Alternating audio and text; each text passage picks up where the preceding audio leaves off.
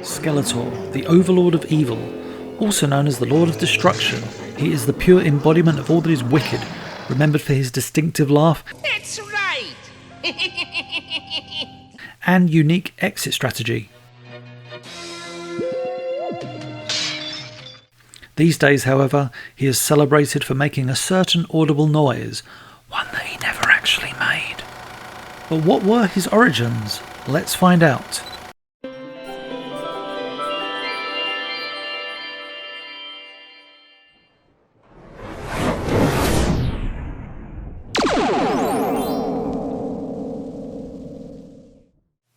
Welcome to Eternia Fact Files. In this series we'll take a look at some of the questions regarding He-Man and She-Ra and try to answer them, from the nitty-gritty to the more general topics. Now, since He-Man and She-Ra have a long history in comics, cartoons and more, the answers may come from in-universe or from behind the scenes. My name is James Eatock and this video's topic is...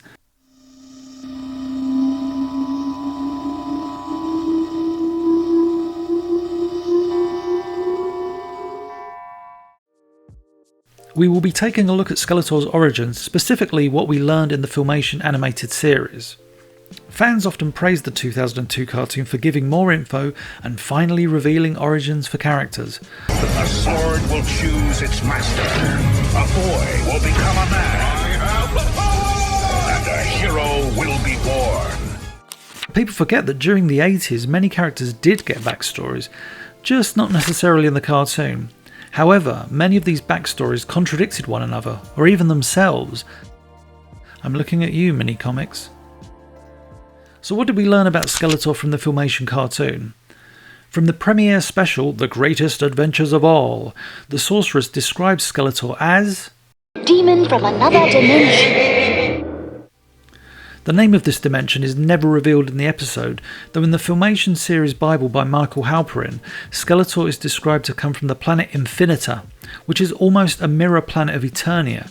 Sadly, many aspects that were in the series Bible never made it into the show. But thus far in this video we know that he is a demon from another dimension. This moniker is also referred to by Queen Marlena in The Rainbow Warrior. If that demon thinks we will surrender so easily, he'd better think again. Curiously, in the episode The Taking of Grayskull, Skeletor transports Castle Grayskull to a surreal dimension and confronts He-Man, saying, "You're a fool if you can defeat me here. Now we're playing in my dimension, and I make the rules." And no, I'm not doing a Skeletor impression. Now this could simply be Skeletor boasting that in this weird realm he is in charge, but for anyone making fan theories it could be interpreted as a possible nod to the dimension where he is from, as referenced in the aforementioned series Bible. A video about fan theories might be a good topic to cover on this channel.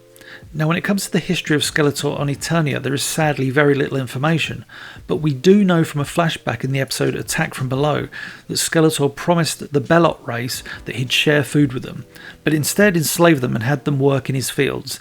God, he's such a bad guy. Subternius, the character describing these events, is far younger in the flashback, indicating that Skeletor and his evil warriors were on Eternia for decades.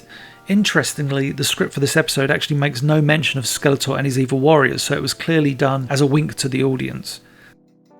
And as we learned in the episode The Golden Discs of Knowledge, Skeletor used the wisdom from the Golden Discs which he gained from Xanthor to build Snake Mountain, though aside from enslaving the Bellot race to work on some fields for him, there is no mention of what Skeletor was up to before the arrival of He-Man on Eternia. At one point prior to the existence of He-Man, Skeletor would ally himself with Monteeg, a villain who appears in Skeletor's life once more in the episode Castle of Heroes. The events described by the two, such as the overthrowing of Good King Archibald, sound like they happened long ago, maybe even before Skeletor arrived on Eternia. Speaking of Skeletor's arrival, as revealed in the She-Ra series, the Lord of Destruction was a member of the evil Horde when they attacked Eternia, and given that he is said to be Hordak's favourite pupil, one would think that he had not set foot on Eternia up until that point. Having kidnapped Adora, Hordak left his so-called favourite pupil behind. When we see Hordak at his secret base, it appears to be the exterior of Snake Mountain, minus the snake head. With regards to what had already been established, this could still work in the timeline. Hordak could leave Eternia, Skeletor remains, acquires the golden discs, and improves upon Hordak's secret base, adding the snake head. In the Season 1 episode Masks of Power, it is stated that the Sword of the Ancients was hidden in Snake Mountain and that Skeletor is unaware of it, so we know that the mountain existed long before the Horde arrived on Eternia. The Horde? On Eternia? So yeah, the addition of a new bad guy who happens to be the main villain's old teacher really does put a wrench in Skeletor's origin. But as most of it is shrouded in mystery, one can fit these events here and there, and we'll all be happy.